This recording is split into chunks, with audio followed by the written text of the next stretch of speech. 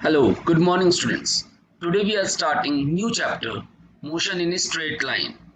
Motion in straight line यानी कोई भी बॉडी जब स्ट्रेट लाइन में चलती है तो वो कौन कौन से फैक्टर्स हैं जो उसके मोशन को इफेक्ट करते हैं। हम कैसे किसी भी इंस्टेंट ऑफ टाइम पर उसकी स्पीड, वेलोसिटी, डिस्प्लेसमेंट, एक्सीलरेशन, ये सारी चीज़ें कैलकुलेट कर सकते हैं, वो सब हम इस चैप्टर में पढ़ना चाहते हैं। आप लोगों ने 9th क्लास में इस चैप्टर की को बेसिक फॉर्म में स्टडी किया हुआ है। आपको अगर याद हो, आपने कुछ इक्वेशंस ऑफ मोशन पढ़ी थी। v is equal to U plus A T, S is equal to U T plus half A T square. अगली कौन सी थी बताइए? v square is equal to U square plus two S. इन equations का actual meaning क्या है, इनको हम ग्राफिकली कैसे हैंडल करते हैं, इनको अप्लाई कैसे करते हैं न्यूमेरिक कंडीशंस के अंदर, और उसके अलावा हम कैलकुलस का यूज करके इन इक्वेशंस को कैसे प्रूव करते हैं, और कैलकुलस यानी डिफरेंशिएशन और इंटीग्रेशन की क्या क्या एप्लीकेशंस हैं, वो सब हम 11th क्लास में पढ़ने जा रहे हैं वन बाय वन। तो आज क्योंकि पहली बेसिक क्लास है तो हम सबसे पहले बेसिक टर्म स्टडी करेंगे, जैसे what is motion, what is rest, uniform motion क्या होता है, नॉन यूनिफॉर्म मोशन क्या होता है, एवरेज स्पीड, एवरेज वेलोसिटी, इनमें क्या अंतर है। तो ये बेसिक टर्म्स, डेफिनेशंस जो हैं आपकी, और उनको कैसे हल्के हल्के फॉर्म में अप्लाई करना है, that all we are going to learn today. Is that clear? Now motion का मतलब क्या है और रेस्ट का मतलब, अगर कोई भी ऑब्जेक्ट है, कोई भी ऑब्जेक्ट आप ले लीजिए, उसकी चारों तरफ जो चीजें हैं वो सराउंडिंग्स हैं। अगर वो ऑब्जेक्ट सराउंडिंग्स के साथ अपनी पोजीशन को चेंज कर रहा है तो फिर वो मोशन में है, और नहीं चेंज कर रहा तो वो रेस्ट में है। जैसे एक एग्जांपल लेते हैं, आप साइकिलिंग कर रहे हैं, पार्क में साइकिलिंग कर रहे हैं, पार्क में एक रोड बनी हुई है, ठीक है, उसमें आप साइकिलिंग कर रहे हैं, अगल बगल में जो प्लांट्स हैं, ट्रीज हैं, उनके रिस्पेक्ट में आप क्या कर रहे हैं, आप मोशन में हैं, आप अपनी पोजीशन को चेंज कर रहे हैं, मतलब आप मोशन में। लेकिन अगर आप साइकिल पार्क करके खड़े हो जाते हैं तो ऐसी कंडीशन में आप क्या हो जाएगा, आप अपनी पोजीशन चेंज नहीं कर रहे, आप रेस्ट में हैं। यहाँ पर एक बहुत इंपॉर्टेंट टर्म है, motion is relative in nature. मतलब एक टाइम पर एक पार्टिकल, एक ही टाइम पर एक पार्टिकल किसी एक के साथ रेस्ट में है और किसी दूसरे के साथ मोशन में सेम टाइम पर, that is called relative nature of motion. Suppose करिए आप अपनी फैमिली के साथ कार में घूमने जा रहे हैं, कार में, अब कार में मान लीजिए 3-4 लोग हैं, आपकी मम्मा है, पापा हैं, आपका ब्रदर है, आपकी सिस्टर है, ये समबडी जो भी है, वहां पर आप हैं, तो आपस में आप सारे लोग क्या है, रेस्ट में हैं। लेकिन जो आदमी बाहर से आपकी कार को देख रहा है, आपकी कार चल रही है, तो बाहर वाले आदमी के लिए तो आप मोशन में हैं, लेकिन आपस में आप क्या है, रेस्ट में हैं। इसका मतलब क्या हुआ, motion is relative in nature. यहाँ से एक बहुत इंपॉर्टेंट कॉन्सेप्ट मुझे और समझ में आता है, फ्रेम ऑफ रेफरेंस। ध्यान से सुनिएगा, ये आज हम कहानियां जरूर पढ़ रहे हैं, लेकिन आगे यही कहानी आपकी बड़ी क्लास क्वेश्चंस सॉल्व करने में हेल्प करेंगी, तो आपको बेसिक बहुत अच्छे से समझना है। I am talking about what, frame of reference. Frame of reference मतलब, अगर मैं मैथमेटिकली बोलूं तो वो कोऑर्डिनेट सिस्टम जिसके रिस्पेक्ट में हम बॉडी का मोशन या उसकी पोजीशन को डिफाइन कर रहे हैं, वो coordinate system X Y Z coordinate system जिसके रिस्पेक्ट में हम बॉडी की पोजीशन को डिफाइन कर रहे हैं, that is called frame of reference. अब इसको समझते हैं जरा। अभी मैंने एक एग्जांपल लिया, आप कार में अपनी फैमिली के साथ घूमने जा रहे हैं। अब ये कार है, मान लीजिए आपके फादर ड्राइव कर रहे हैं, मदर बगल में बैठी है, आप ब्रदर सिस्टर जो भी आपके साथ बैठे हुए हैं, क्लियर। तो आपका ब्रदर आपके साथ क्या है, रेस्ट में, बाहर वाला आदमी क्या है, मोशन में है। अगर मैं कार को एक कोऑर्डिनेट सिस्टम रेफरेंस फ्रेम मानूं तो इसके अंदर जितनी भी चीजें हैं, कार को एक रेफरेंस फ्रेम मानूं तो इसके अंदर जितनी भी चीजें हैं तो वो आपस में रेस्ट में है, क्लियर। लेकिन बाहर अगर मैं अर्थ को रेफरेंस फ्रेम मानूं, अर्थ को रेफरेंस मानूं तो कार खुद ही मोशन में है, अर्थ को रेफरेंस माना तो कार खुद ही मोशन में है। बाहर वाले आदमी के लिए कार के अंदर का हर पार्टिकल मोशन में है। तो रेफरेंस फ्रेम वो कोऑर्डिनेट सिस्टम है जिसके रिस्पेक्ट में आप मोशन को स्टडी करते हैं, क्लियर। अब देखिए, मान लो हम एक क्लास के अंदर हैं, मैं पढ़ा रहा हूं बोर्ड पे और आप सब सामने बैठे हुए हैं। आपस में हम लोग क्या है बेटा, आपस में हम लोग रेस्ट में हैं। लेकिन अगर अर्थ के बाहर से कोई सैटेलाइट से या स्पेस से हमें देख रहा हो, ऑब्जर्व कर रहा हो, तो हमारी अर्थ खुद घूम रही है, earth is rotating about its axis. तो इसका मतलब क्या हुआ, अर्थ के ऊपर जितने भी पार्टिकल्स होंगे या हम जैसे बैठे हुए थे आपस में रेस्ट में थे, लेकिन वो बाहर से जो आदमी देख रहा है उसके लिए हमारी अर्थ खुद ही घूम रही है, तो उसके लिए हम मोशन में होंगे। Are you getting? तो रेफरेंस फ्रेम ये हमें बताता है कि कौन से कोऑर्डिनेट सिस्टम के रिस्पेक्ट में हम मोशन को डिफाइन कर रहे हैं। इन जनरल, अब मैं आता हूँ एकदम जनरल बात पे। इन जनरल अभी जब हम पढ़ रहे हैं तो हमें ये बात याद रखनी है कि हम रेफरेंस फ्रेम अर्थ को ले रहे हैं, unless and until specified in general for the sake of simplicity we take earth as the reference frame. अब जब हम आगे चैप्टर्स पढ़ेंगे लॉज ऑफ मोशन वगैरह, तो हम देखेंगे ये फ्रेम ऑफ रेफरेंस दो तरह की हैं, एक इनर्शियल फ्रेम ऑफ रेफरेंस और एक एक्सिलरेटेड या non inertial frame of reference. Inertial frame वो होती है जो या तो कांस्टेंट स्पीड से चल रही होती है या फिर रेस्ट में होती है, स्पीड जीरो हो या फिर कांस्टेंट हो, जिसका एक्सिलरेशन नहीं है। और एक्सिलरेटेड या नॉन इनर्शियल फ्रेम वो होती है जिसकी स्पीड वेलोसिटी बार बार चेंज होती रहे, जिसके कोऑर्डिनेट्स जो खुद हैं उनकी वेलोसिटी बार बार चेंज हो रही है, कोऑर्डिनेट में शिफ्टिंग बहुत तेज है। तो नॉन इनर्शियल फ्रेम में हम इक्वेशंस को कैसे लगाते हैं और इनर्शियल में हम इक्वेशंस को कैसे लगाते हैं, ये भी आगे देखने वाली बात है। ऑब्वियसली हम बातें करने में लग गए तो बहुत सारी बातें हैं, क्योंकि फिजिक्स बहुत लंबा सब्जेक्ट है और there are no limits to it. So I think we should start the concept, we should start the writing work also side by side. Notes आपको मैं भेज चुका हूँ ग्रुप के अंदर, उनको आप पढ़ लीजिए या फिर आप मेरी बातों को सुन के खुद भी बना सकते हैं। Is that clear to you? तो I think we should move on further. हाँ जी, तो अभी आपने सबसे पहले क्या किया, आपने बेसिक डेफिनेशंस देखा। मोशन मतलब अगर पार्टिकल सराउंडिंग के साथ अपनी पोजीशन को चेंज करता है तो वो मोशन में है, अदरवाइज मोशन में नहीं है। मोशन क्या होता है और रेस्ट क्या होता है ये आपको समझ में आना चाहिए। Next, motion is relative in nature. एक पॉइंट और आपने पढ़ा, मोशन इज, ये सारे पॉइंट्स आपके पास समराइज ने पहले से, सिर्फ मैं समझा रहा हूं यहाँ पे। Motion is relative in nature, अपने नोट्स पे फोकस करिए।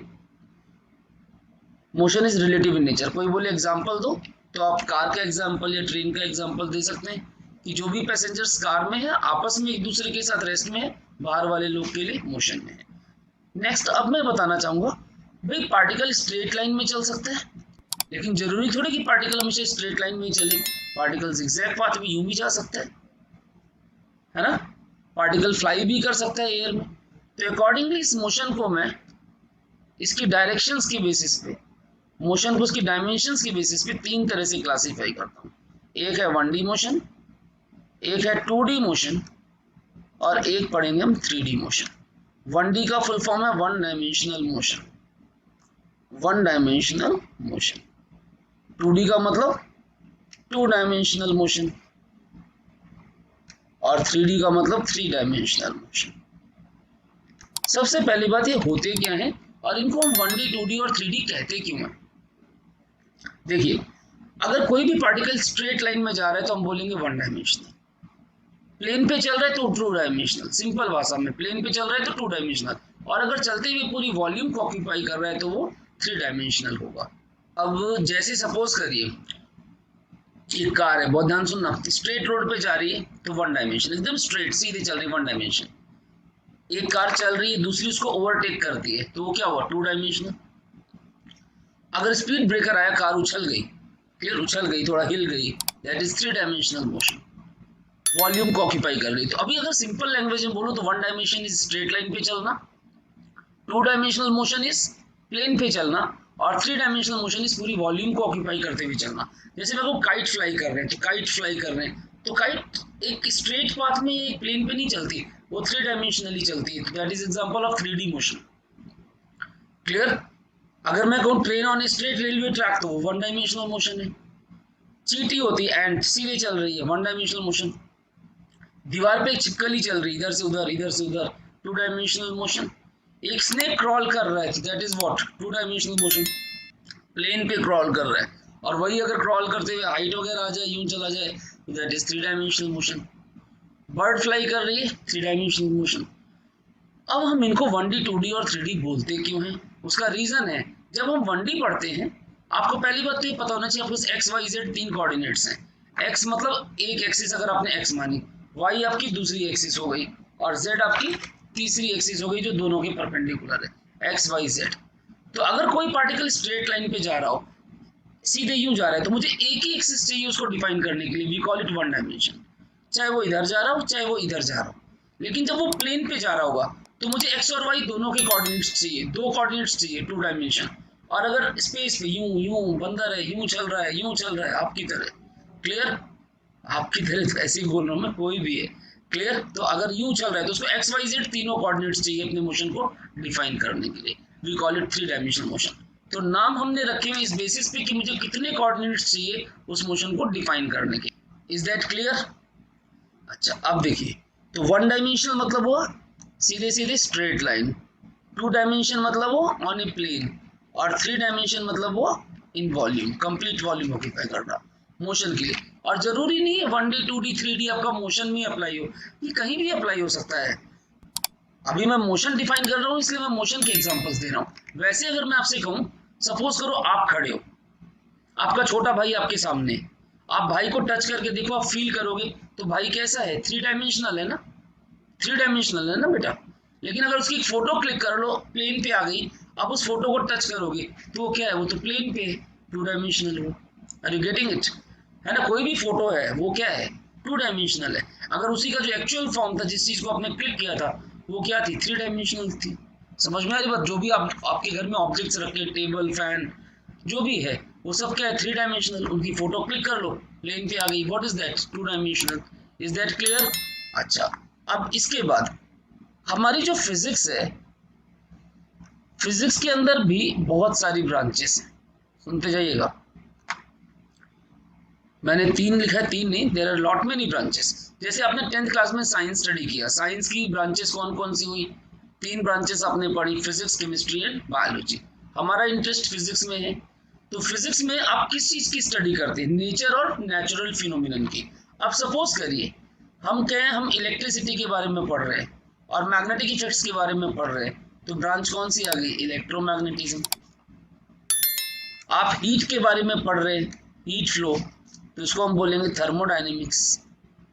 अलग अलग ब्रांचेस हैं। लाइट के बारे में पढ़ रहे हैं, वी कॉल इट ऑप्टिक्स। किसी भी बॉडी के रेस्ट या मोशन के बारे में पढ़ रहे हैं, वी कॉल इट मैकेनिक्स। तो mechanics of mother of all branches, मैं आपको बता दूं जितनी भी ब्रांचेस हैं उन सब का डेवलपमेंट, उस सब का स्टार्टिंग मैकेनिक्स से होता है। तो हमारी 11th क्लास का जो सबसे पहला पोर्शन है फिजिक्स का, वो मैकेनिक्स है। और इसके अंदर बहुत सारे चैप्टर्स आपको पढ़ने, जैसे 1D मोशन हो गया, 2D मोशन हो गया, two dimensional motion, motion in a plane, या laws of motion, work energy power, rotational motion, ये सारे ही मैकेनिक्स के पार्ट हैं।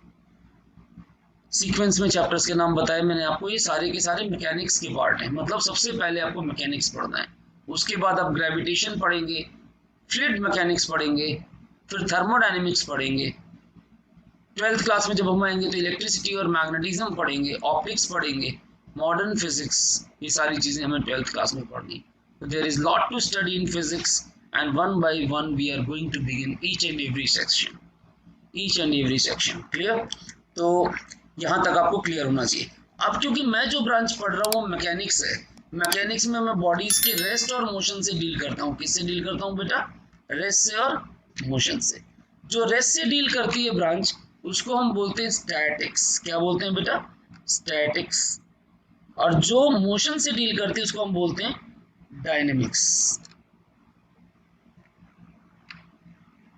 ये बातें ध्यान सुनना, आज की क्लास में हम सिर्फ कहानियां सुन रहे हैं, ध्यान से सुनते जाइए इनको और फिर इनको अप्लाई करना शुरू करते हैं। मैंने कहा फिजिक्स के अंदर बहुत सारी ब्रांचेस हैं, जो ब्रांच हमने पिकअप की वो मैकेनिक्स है। मैकेनिक्स के अंदर भी दो सब ब्रांचेस हम क्लासीफाई कर सकते हैं, स्टैटिक्स जो रेस्ट से डील करती है, डायनेमिक्स जो मोशन से डील करती है।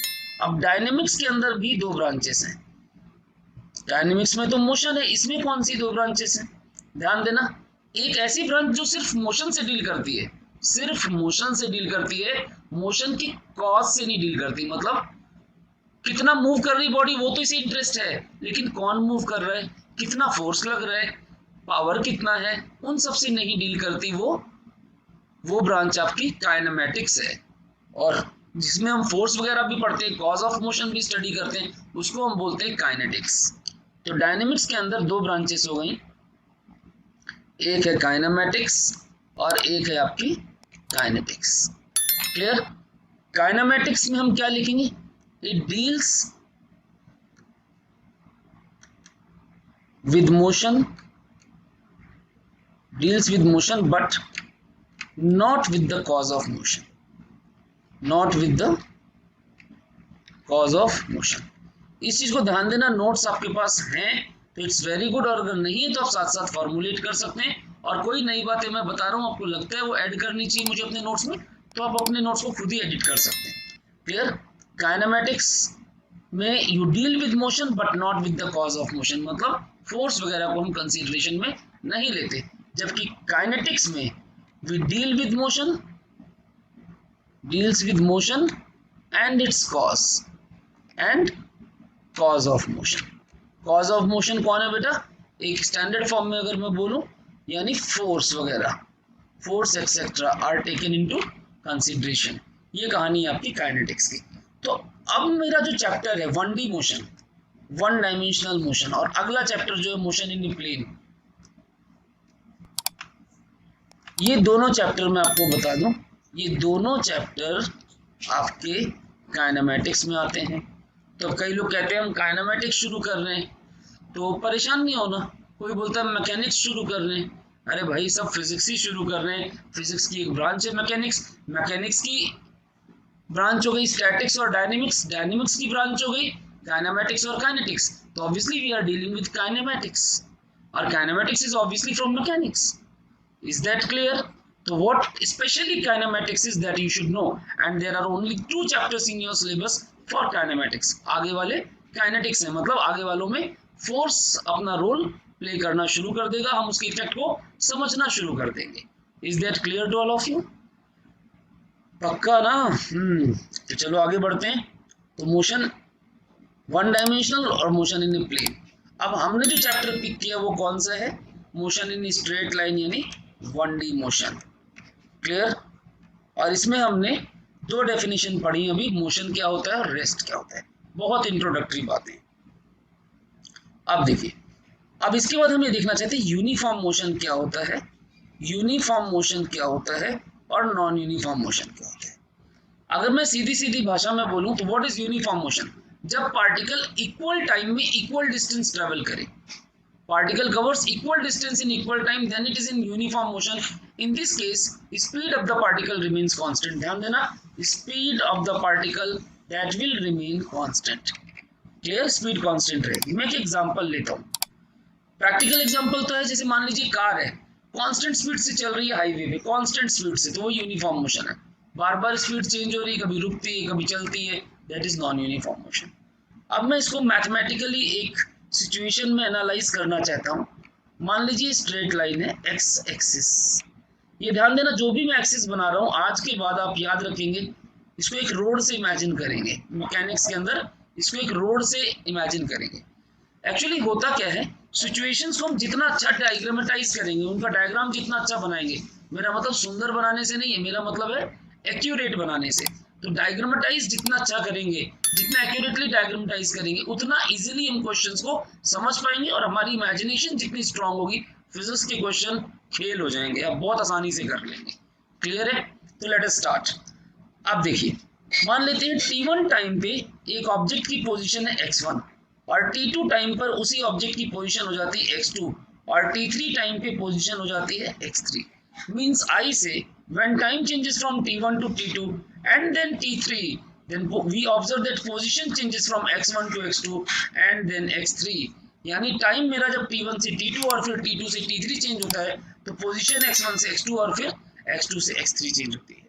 अब ये तो मैंने एक एग्जांपल लिया, अब मैं ये बोलना चाहता हूं कि अगर x2 minus x1 x3 minus x2 के बराबर हो, मतलब ये जो डिस्टेंस गैप है x2 माइनस x1, वो इस distance gap x3 minus x2 के बराबर हो, और साथ में time t2 minus t1 t3 minus t2 के बराबर हो, मतलब क्या हुआ इसका?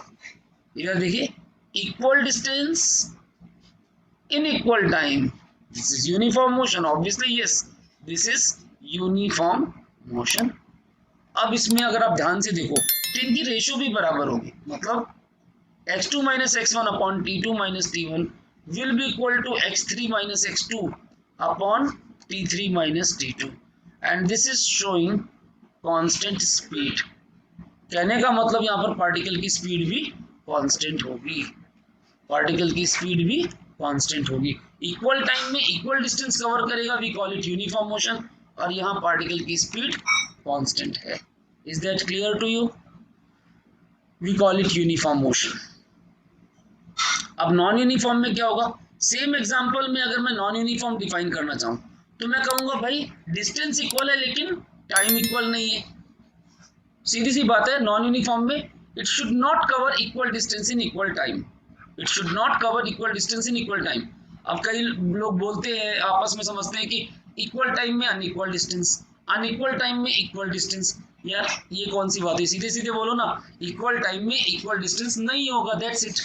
इक्वल टाइम में इक्वल डिस्टेंस नहीं होगा, मतलब स्पीड कांस्टेंट नहीं रह सकती, स्पीड वेरिएबल होगी।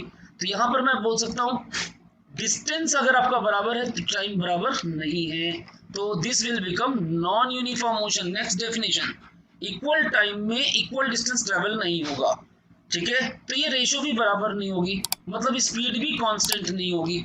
आई विल नॉट से it is constant speed. Now ये क्या बन जाएगी? This will become variable speed, यानी नॉन यूनिफॉर्म मोशन के अंदर स्पीड आपकी वेरिएबल हो जाएगी। Is that clear? इसके बाद हम समझना चाहते हैं कि पोजीशन, डिस्टेंस और डिस्प्लेसमेंट क्या होता है। मान लेते हैं आपने एक स्ट्रेट रोड ड्रॉ की हुई है, एक्स कोऑर्डिनेट है, ये ओरिजिन है, स्टार्टिंग पॉइंट ओरिजिन। यहाँ पर ये पॉइंट ए है, ये पॉइंट बी है, ये पॉइंट सी है। मान लीजिए ये एक रोड है जिसमें ये आपके माइलस्टोन्स लगे हुए हैं, तो ये रेफरेंस माइलस्टोन है 0 किलोमीटर, रेफरेंस किसी सिटी का रेफरेंस पॉइंट, ओरिजिन बोल देते इसको।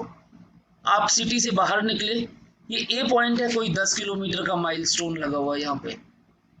ये बी पॉइंट है, मान लीजिए यहाँ पर आपका 20 किलोमीटर का माइलस्टोन है। ये सी पॉइंट है, यहाँ मान लीजिए आपका 40 किलोमीटर का milestone, and so on. Milestones तो देखे होंगे ना, रोड पे माइलस्टोन्स लगे होते हैं। हाँ, अब आप अपने घर से निकले कार में, इस ओरिजिन से चले चले चले चले चले और सी तक गए, सी तक गए, फिर वो यू टर्न लेके बी पे वापस आ गए। देखिए ध्यान से, पहले आप सी पे गए, फिर यू टर्न लेकर के बी पर वापस आ गए। अब ये आपका पाथ है, ये पाथ है जो आपने फॉलो किया है। Is that clear? तो आपके पास जैसे माइलस्टोन है 0 वाला, ये ओरिजिन है, ये क्या है 10 किलोमीटर मार्क, इसको बोलते हैं position.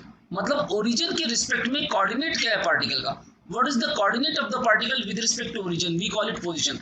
This is what position 10 kilometer, this is what position 20 kilometer, this is what position 40 kilometer। तो पोजीशन का मतलब होता है कोऑर्डिनेट। पोजीशन का मतलब क्या होता है बेटा? कोऑर्डिनेट।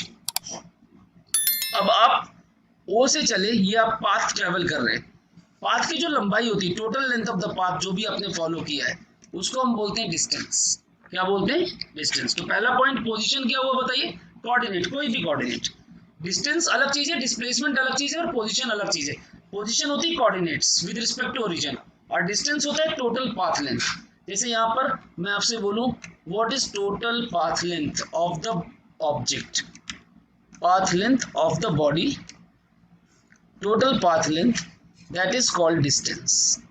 अगर मैं इसको ज्योमेट्रिकली लिखना चाहूँ तो O से C गया, फिर C से B गया, तो O से C की पाथ लेंथ थी 40, और C देखिए O से C की पाथ लेंथ थी यहाँ तक 40, और 40 से जब B तक आया तो यहाँ की पाथ लेंथ है 20, तो टोटल पाथ लेंथ है 60 किलोमीटर। Is that clear? ये आपका डिस्टेंस हो गया। नेक्स्ट मैं बात करता हूं आपसे डिस्प्लेसमेंट की। डिस्प्लेसमेंट याद रखना, that is the shortest path, straight line path.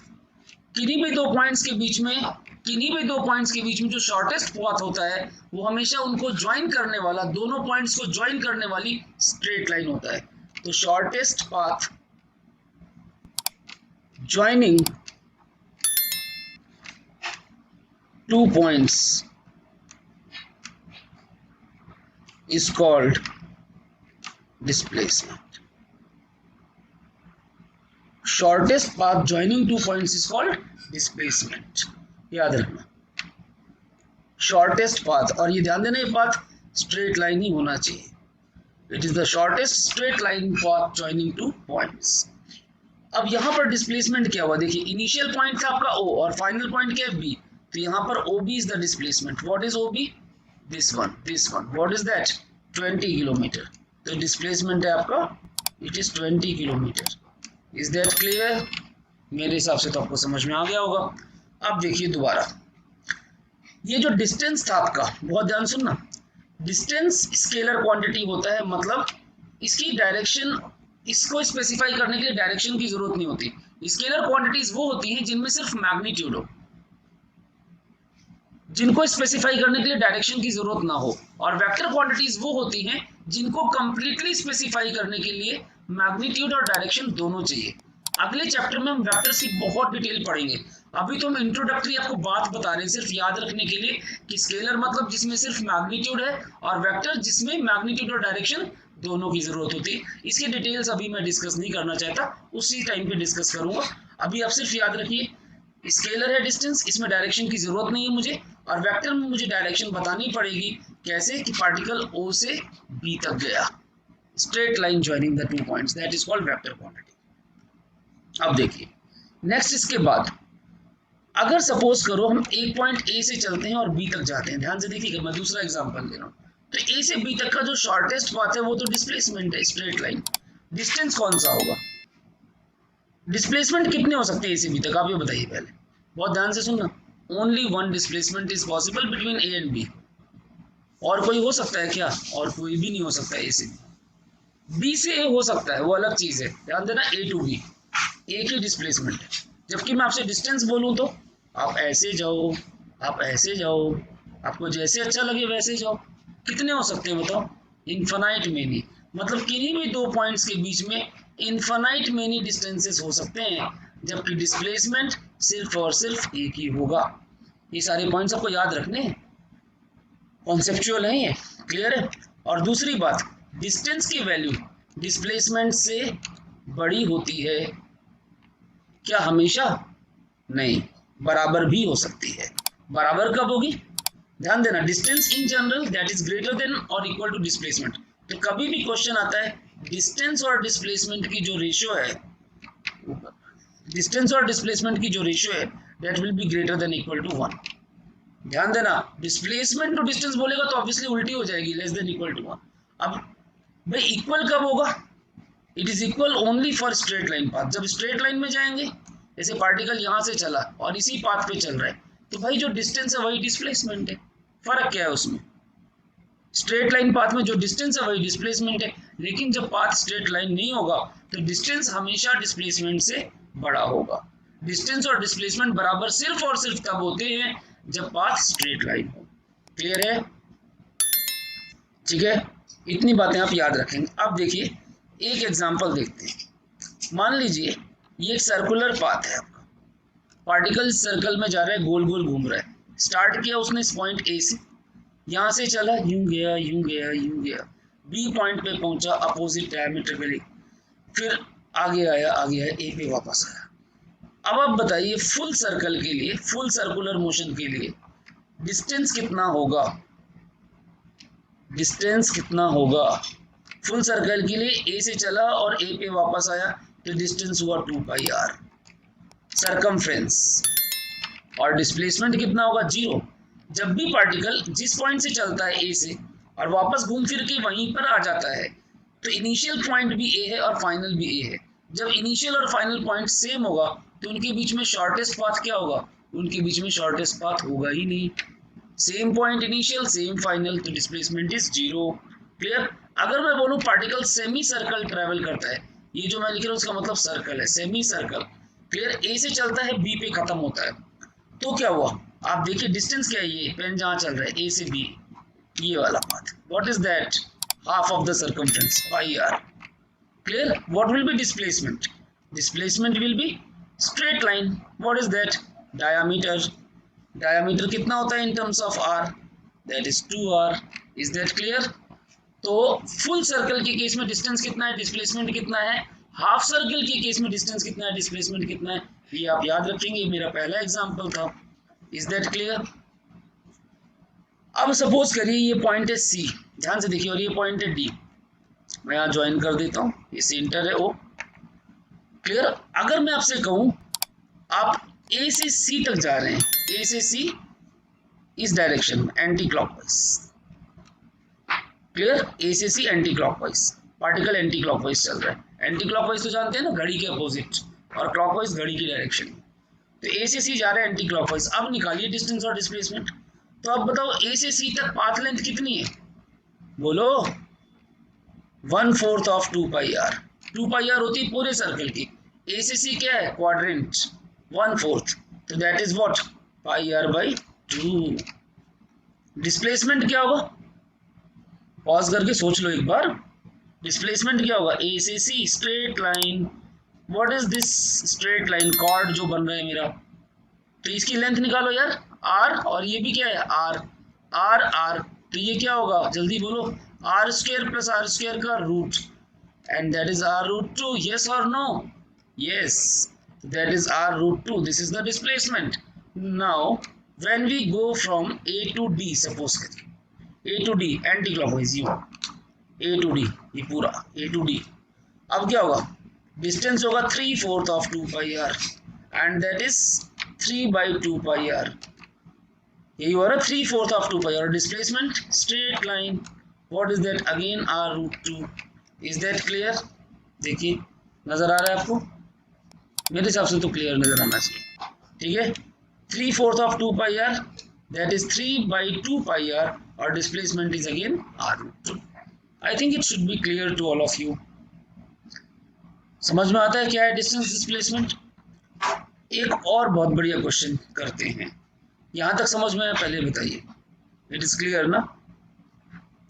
मान लीजिए ये एक व्हील है, पहिया, व्हील, ग्राउंड है, जमीन है, ये पॉइंट है lower most point of the wheel, इसका नाम रख दिया ए, ये सेंटर पॉइंट है व्हील का ओ। कह रहे हाफ रिवोल्यूशन के बाद, हाफ रिवोल्यूशन जब व्हील आपका आधा चक्कर काटता है, डिस्प्लेसमेंट निकालिए lowermost point of wheel का। तो question is find displacement of lowermost point of wheel after half revolution.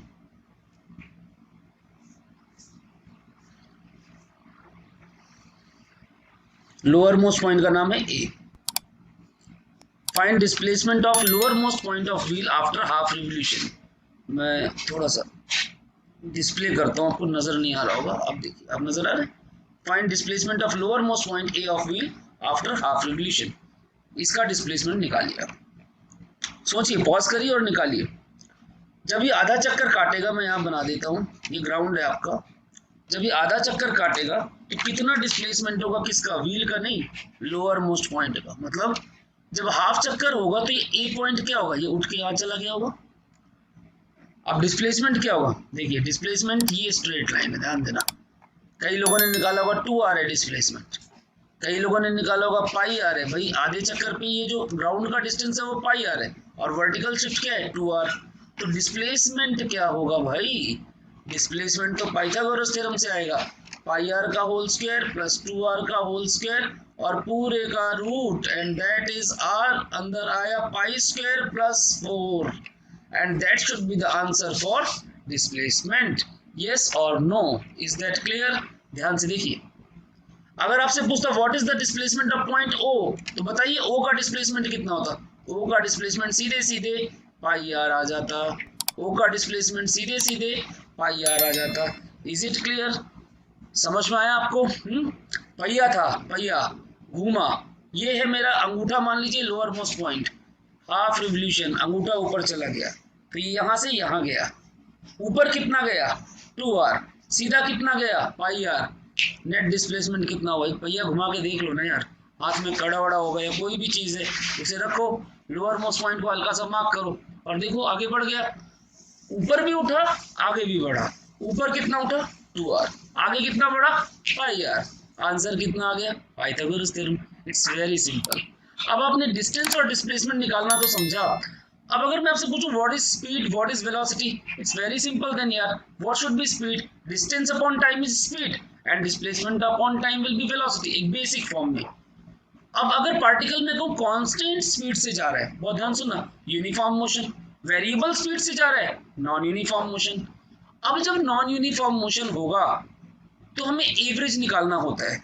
We prefer calculating average, uniform में नहीं निकालते। क्यों नहीं निकालते सोचिए भाई, जब यूनिफॉर्म में कांस्टेंट ही है तो क्यों निकालेंगे हम एवरेज? एवरेज तो तब निकालेंगे ना जब चीज बार बार चेंज हो रही होगी। तो how do we calculate average speed and average velocity in different situations? That we have to study in the next lecture. I think it's clear to everybody, समझ में आना चाहिए। अब तक आज के लिए इतना काफी है। See you all in the next lecture. Good bye.